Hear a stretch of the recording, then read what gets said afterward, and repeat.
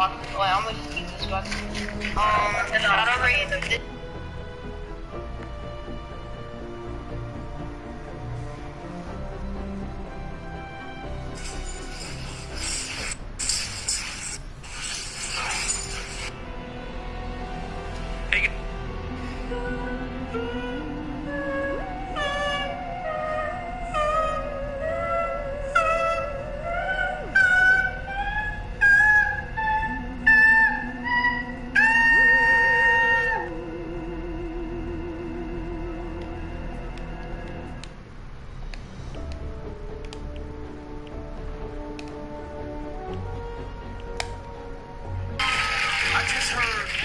Say you was Russian? Yes. That's crazy, because I'm Russian too. Oh, really? Yeah, I'm rushing to get you home and take them clothes off.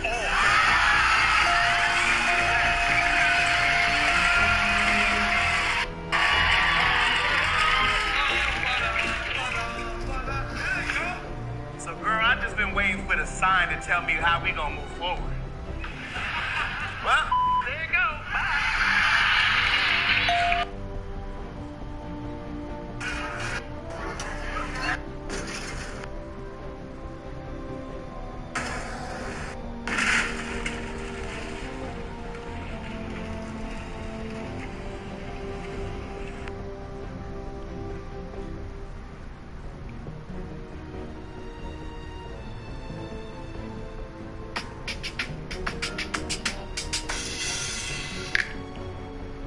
Okay, here's part 2.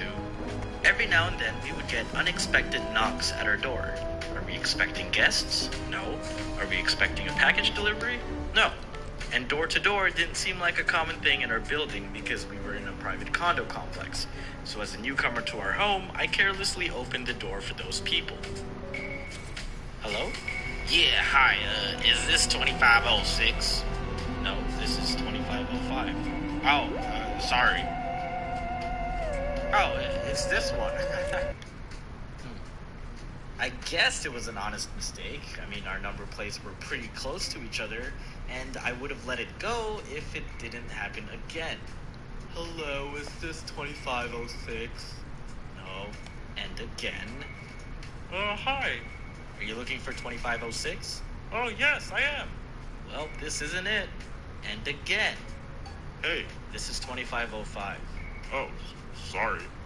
So at this point, I thought, man, our neighbor must be pretty popular to be having this many guests this often, thought my naive mind. When I thought that maybe our number plates were just oriented badly, I realized I was giving these people too much credit. It's pretty obvious which one corresponds to which door. Like, if they thought this was mine, then what did they think this number was? Come on. How unusual was it for someone to continuously have guests, but not have any of them return for another visit? Because surely if they made the mistake of confusing the address once, they wouldn't do it again, right? Eventually, we stopped. We're not ready to expand, but it never hurts to prepare. Use the Storm Shield computer to access your Storm Shield mission. You can leave anytime by selecting Leave with Party from the Storm Shield Or they console. would text or call someone on their phone while pacing back and forth in the hallway, until lo and behold, our very popular neighbor opens their door and reels them in. And they were always welcomed with something overly comforting, like, hey honey, or hey baby. Like, that's not how you greet normal guests. It started getting bad when some of them stopped knocking and just independently opened our door. One day we were changing the light bulbs in our living room, and the one time we forgot to lock the door, one of them literally walked in. I don't mean to generalize what he looked like, but he looked to be in the same demographic of our neighbor's usual guest list. He took a few steps in, and I could tell by his expression and hesitance to proceed that he did not know where the hell he was. I immediately unwelcomed him with wrong place, and he turned around and left without a word. On another occasion, when I was expecting a package, we opened the door to what we thought was the delivery service. We discovered he neither had a package nor was a delivery service. Well, he did have a package that he intended to deliver, if you know what I mean, but we did not want to be at the receiving end of that. We neither greeted him nor told him to come in, and he just walks in anyway with such confidence that he was at the right place. Almost made it to the living room before we had to go bouncer mode and kick him out. And recently, if you guys follow me on Twitter, omnomdoms, I archived what was probably the creepiest encounter yet. One morning I was woken up by Nala's growling, and the only reason she gets defensive is when she detects a stranger in the house. I thought that it might have been one of my roommate's friends, but I didn't hear anyone talking in the living room. So I opened my bedroom door and peeked out to see that my roommate was still sleeping on the couch. Nala, there's no one there.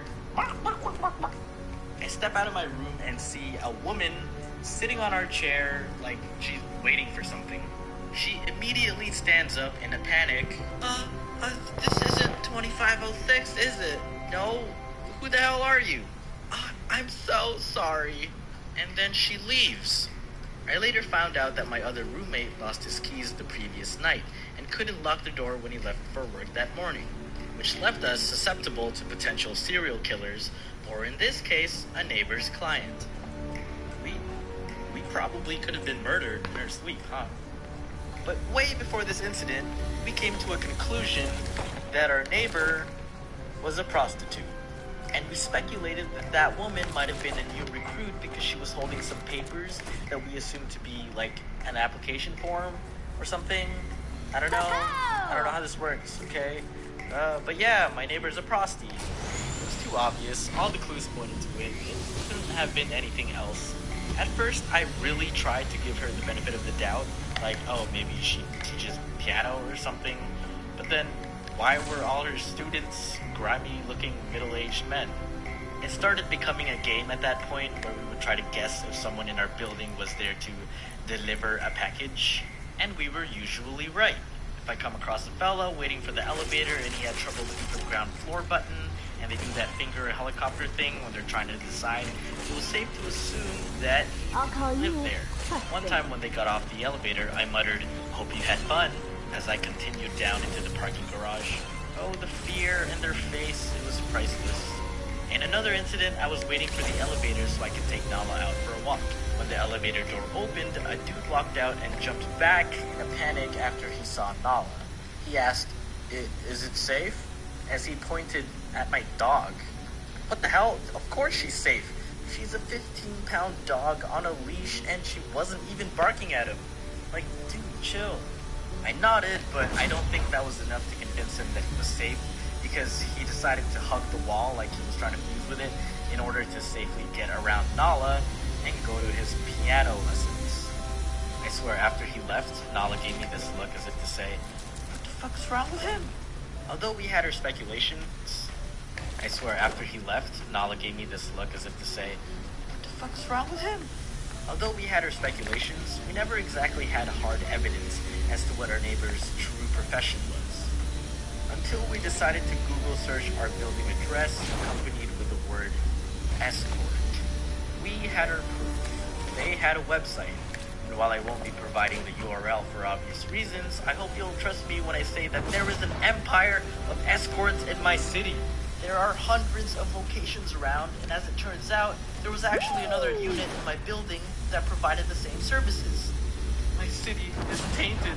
And I'm not an expert on this topic, but I don't think escort is the right term for their business. They don't leave their suite. There is no escorting. One time a client was in and out in the 20 minutes that I walked my dog. I've actually ran into my neighbor on several occasions as I caught her either exiting or entering her suite. And she seemed to be on edge every time we bumped into each other. There's not really much we can do about the situation. We looked up the laws, and apparently in Canada, it's legal to sell sexual services, but illegal to purchase them. I guess it made sense for the clients to be really cautious, which made things more entertaining when we messed with them. One time, my roommate was on his way back from work and caught a client waiting by the door. He pretended to be locked out and just sat down beside him to observe. Eventually, the client got too nervous and left. I mean, if you're not going to give your clients the correct directions to your place, then I feel like we reserve the right to deal with them how we please. And I know that they keep accidentally going to our door. I might just consider letting them in and charge them a fee for being a waiting room. It's a shame though. could have had really convenient access to piano lessons. Hey guys, this video has been brought to you by Crunchy. Virginia Beach has always been magnetic. There is that something in the water that is undeniable. We can't underestimate.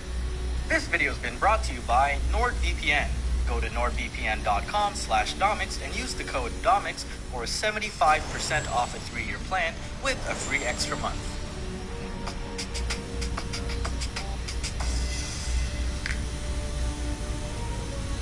I've been alive for over 28 years now, and despite having significant events in my life, I have some pretty random assortment of memories from my childhood. Take my 18th birthday, for example. It's supposed to represent the day I entered adulthood, but I actually don't remember what I did that day. It was a Saturday, so I wasn't at school, but I was in architecture, so I was definitely doing homework. I know I didn't hold a big party, so I probably just had a nice dinner with my family. Except I don't even remember where we ate.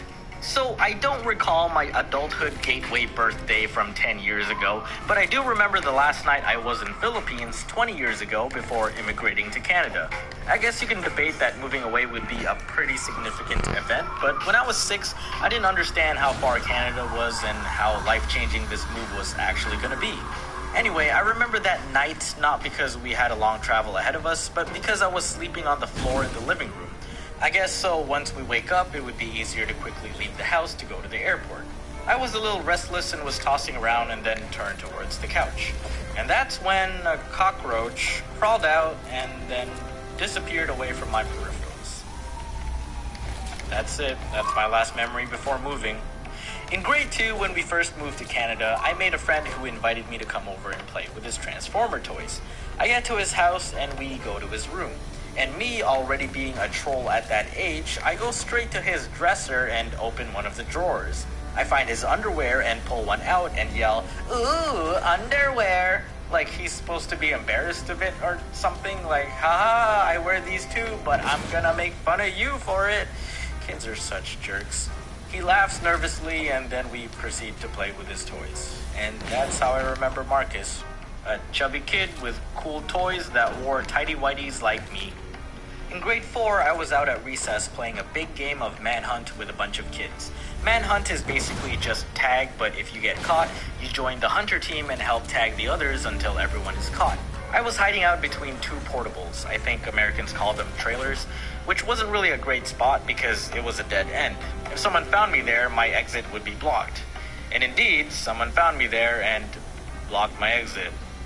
There was maybe 3 to 4 meters between the portables, which gave me a tiny bit of room to try and juke my way past the hunter, except there was a loose nail sticking out of one of the portables, which caught my shirt as I was escaping and made a huge tear right under my armpit and also gave me a big cut. But I was more embarrassed than pained, so instead of going to a teacher for some help, I just fled and continued playing the game. Because I go hard. I play to win. And even when recess was over, I continued to try and hide my battle wound for the rest of the day as if it was a sign of weakness, like, I can't let them know I bleed. Mr. Sandal, Dominic is bleeding. Shut up. There was this one time in PE, or phys ed, or gym, or whatever you want to call it, and we were playing basketball. If you've ever met me in person and thought I'm really short, well, you're right to assume that I was the smallest kid in my class for the duration of my childhood. We were split up into teams, and mine had some bloody good players who were black. At one point, we were on the opponent side, and my teammate Mark was in a position to either pass to me or to my other taller and more skilled teammate. He passed to me. I went for a 3. Cash money. And even though I scored, my teammates still complained like, "Hey man, why didn't you pass to me?" And Mark replied with, "What? Dom is a good shot." Which was a lie. I mean, I was decent, definitely not as good as the other guy, but I feel like Mark just said that to justify his choice. And even though I probably only scored like 1 more point for the rest of the game, I had such a huge boost of self-confidence after hearing Mark's encouraging words. In grade 5, I had a crush on this girl in my class, Stephanie, the same Stephanie from my crushes video. I think it was like the last day of class before summer break, and we were having a relaxed day. My teacher had a piano in the classroom and allowed the students to play on it. During that time, one of my favorite songs was All My Life by DC and Joji, and the intro to that song is literally the only thing I know how to play on the piano. And so I requested to play, sat down, and played the intro to the song in hopes to impress Stephanie. Afterwards, the other kids, including Stephanie, cheered me on because they thought it was dedicated to Bridget, another girl who openly had a crush on me. And I guess from my little performance, people thought those feelings were now mutual, which they weren't. But I didn't want to embarrass Bridget by trying to correct the crowd, so yeah, I just went with it. This last one was kind of a suppressed memory because I was so embarrassed when it happened. Also, TMI warning. Alright, so growing up, after pooping, I was taught to use what we Filipinos call a tabo, a small bucket with a handle that we fill up with water to wash our butts with. That's right, we believe toilet paper alone isn't enough. At a young age, I was too weak to carry the tabo on my own with one hand because obviously I needed the other to wash my anus. So usually when I was done delivering the package, I'd yell for my parents or older sister to help pour the water while I cleaned myself. One day we were at a family friend's house and the parents had to head out for a bit, leaving us, the kids, at the home. Destiny determined that I had to poop exactly in the time frame they were absent, so naturally I had to depend on my older sister to help me out once I was done dropping the mail. Except I had to go real bad and didn't get a chance to warn my sister ahead of time to keep an ear out for my call. And so I'm there, on the toilet, finished with the load. I left the door slightly ajar so I could be heard, and at first I called out to my sister at a medium volume, "Ate!" which in Tagalog means older sister or a respectful term for a girl who's slightly older than you. She didn't hear me, and so I kept calling out, increasingly getting louder until I was heard. And surely enough, I was. Except it wasn't my sister who came to greet me, it was the family friend. And when you're caught on the toilet, there's actually nothing you can do to minimize how defenseless you look. She laughed hard, and I just had to take it until she got a whiff of my aroma and then left the scene. Maximum embarrassment. And so from that day on, I matured into independence, never again having to rely on anyone to assist me in cleaning myself after a poop. Because now, I rely on technology. This is a bidet. Holy sh**! One thing I do depend on a lot, and I'm sure you guys do as well, is the internet, especially for entertainment. A lot of you might be aware of the recent passing of Article 13 in the European Union, which, in summary, holds media hosting platforms liable for the content posted on their website, and therefore puts content creators at risk of being overly filtered or blocked in certain parts of the world. With NordVPN, you can protect yourself from these restrictions and browse the internet with peace of mind using my code DOMIX at nordvpn.com/DOMIX for 75% off a 3-year plan with an additional month for free. Virtual private networks are a great way to protect your privacy and security online, allowing you to browse the net anonymously with no data logging using military-grade encryption. And NordVPN has earned their spot to be the best with PC Mag's Editor's Choice Award. With thousands of servers in over 60 countries and the lightweight user-friendly software, NordVPN allows you to virtually be wherever you want to be in the world. Protect up to 6 devices at once, including desktops, laptops, and mobile devices. Give it a try and protect yourselves online. Or if you're unsatisfied, get your money back before 30 days. Guaranteed. Once again, that's nordvpn.com/DOMIX with the code DOMIX for 75% off the 3-year plan, plus 1 extra month for free. Enjoy!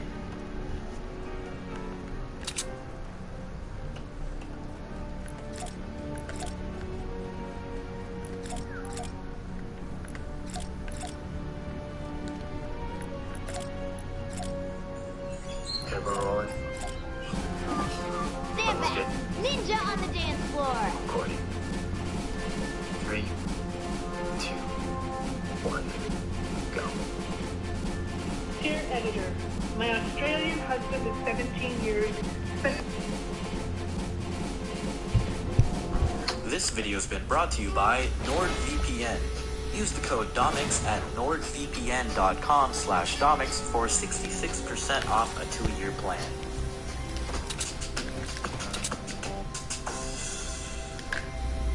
With all of the videos I've made about driving and my complaints about other people's abilities behind the wheel, you'd assume I'm a pretty good driver with no record.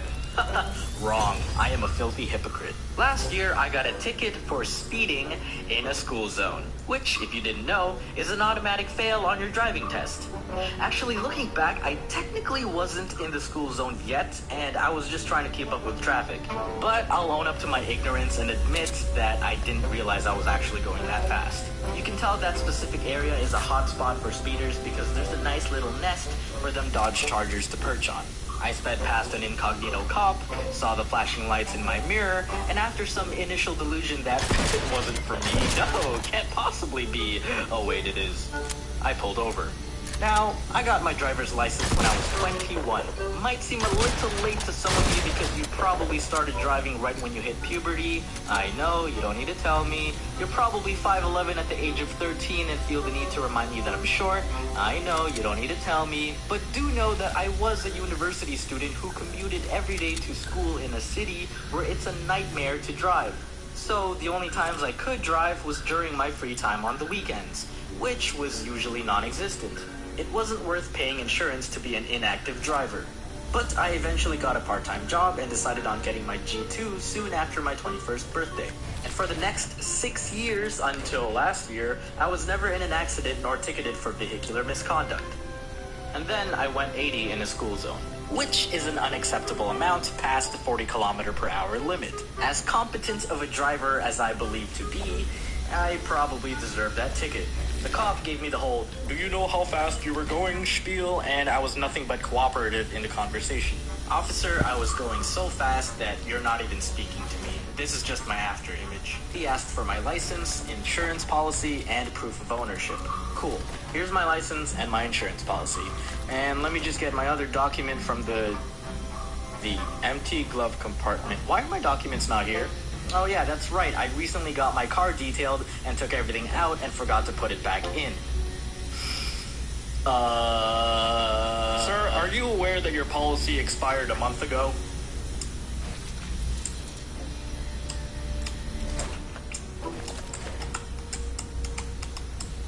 No. Please remain in your car. The police officer went back inside his car for a few minutes. I assumed he went to check my records. And then he returned to my car. He saw that my record was clean and decided to cut me some slack. "I understand this is your first offense, but I'm still gonna have to ticket you for speeding. But I'll only mark you for going 10 over, alright? I can waive your other charges if you can provide those documents in court. You'll be contacted for an appointed date." Thank you, officer. I really appreciate it. Alright, you have a good day, sir. Oh, okay. I maintained a 10km/h speed below the limit for the next few weeks. The next day, I immediately went to go pay the speeding ticket, and then I got my documents together for the court hearing that was scheduled 4 months later. And so I waited for the date to arrive. As it approached, I remember working on a video deadline and staying up late one night. The court hearing was the next day at 10 a.m., and I remember contemplating whether to just stay awake for a few more hours until then. I spent too long thinking about it that I was already on that path. But somehow, I didn't make it for 10 a.m. I didn't make it to 11. In fact, I didn't even wake up at noon. I somehow fell asleep and woke up at 4 p.m. Holy sh! I jumped up from my bed so violently that I ended up on the roof of my condo building. I didn't know what to do. I looked up the number for the courthouse and called. Voicemail said they were closed. I checked their hours to call the next day. They were closed on weekends. Oh my girth. I remember reading in the letter or somewhere that if you are absent without informing the court prior to the date, the judge can issue a warrant for your arrest. And I know it was just a speeding ticket with failure to provide some documents, but I panicked. I called 911. "Hello, what is your emergency?" "Hi, this isn't an emergency. I just wasn't sure what number to call. Someone probably got murdered because I occupied the line." I explained my situation, and although I could feel how much of an idiot she thought I was, she was helpful and explained my options, which were nothing. I simply had to wait for Monday to call the court again. And when I did, I was informed that not only was I absent, but so was the officer that ticketed me. And I believe my charges would have been waived if I was just there, but because we both weren't, they rescheduled the hearing. And And you bet your gas hole I didn't sleep in that time. They usually group a couple hearings together because many are short and get resolved quickly. The person in line in front of me turned around and did a double take. Are you Domix? What an inconvenient place for a fan to recognize me. I could probably just lie. Yeah, that's me. I'm just here for a speeding ticket. How about you? I ran a red light and killed a family. I'm just kidding, but I remember it being more serious than a speeding ticket. Anyway, the police officer that ticketed me came into the room and approached me. He seemed almost hospitable with what he told me to do and say once my name was called up, and assured me that I'd be okay. I mean, I knew my offense wasn't that serious, but he kind of seemed like a bro for making sure things went smoothly. I don't know, maybe it was just me. Mr. Punjabab? That sounds awfully close to a butchering of my last name. I sure hope someone in here is actually named Punjabab. I guess that's a no? Nobody here? Okay, yeah, that's me. Man, I'm really glad that cop cut me some slack. But you know who wouldn't be as nice? Freaking hackers. If you guys want peace of mind while you're on the web, check out our sponsor for today, NordVPN, by using the code DOMIX at nordvpn.com/Domix for 66% off a 2-year plan. It's easy, it's simple, 10 out of 10, best VPN. Virtual private networks are a great way to protect your privacy and security online, allowing you to surf the net anonymously with absolutely no data logging using military-grade encryption. With its thousands of servers in over 60 countries, its lightweight and user-friendly interface, you can virtually be wherever you want to be without actually being there. I travel pretty frequently, and you can never be too safe when connecting to certain networks. Last thing you want is to get all your info stolen. Your privacy deserves to be protected. It's real easy to use. You just boot it up and literally choose where you want to be. My neighbor's below. I'm there. Maybe I feel like being in France. Bonjour. I can even keep going and be in Japan. Konnichiwa. Super fast servers protect up to 6 devices at once, available on Android, iOS, Windows, and macOS. If you're still iffy about it, give it a try. You have 30 days to get your money back, guaranteed. Once again, that's nordvpn.com/Domix with the code Domix for 66% off a 2-year plan. Enjoy and stay safe.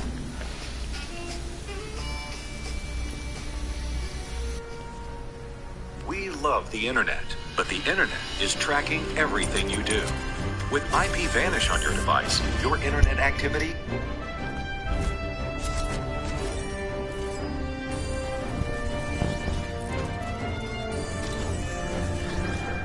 3 hippies on a road trip to South Florida to swim with alligators.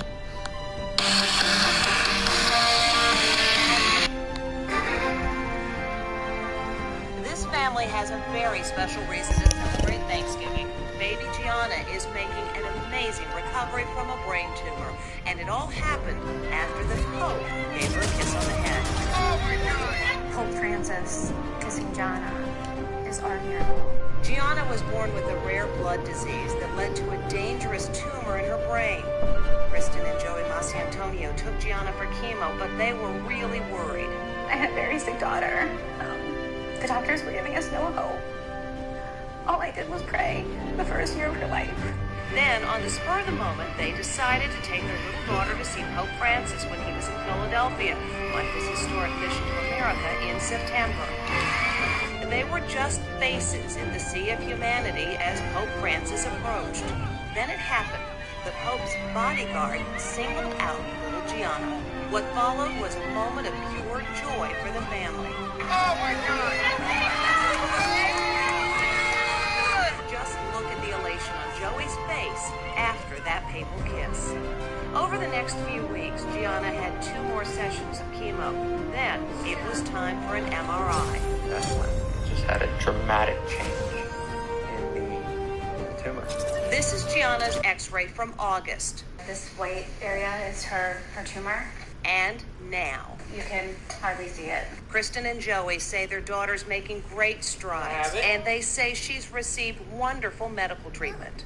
But they are especially grateful to the Pope for his gift of hope, and who knows, perhaps even more than that. Oh my God!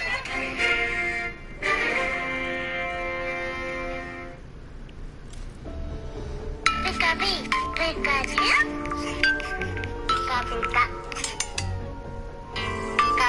It's a problem all over the country. Thieves smashing vehicle windows to steal what's inside. But is there a way to keep from becoming a victim?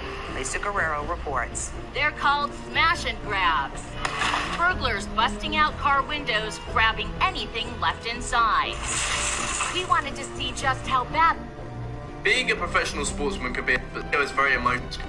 But he, as his son rises his father's shoulders, a truly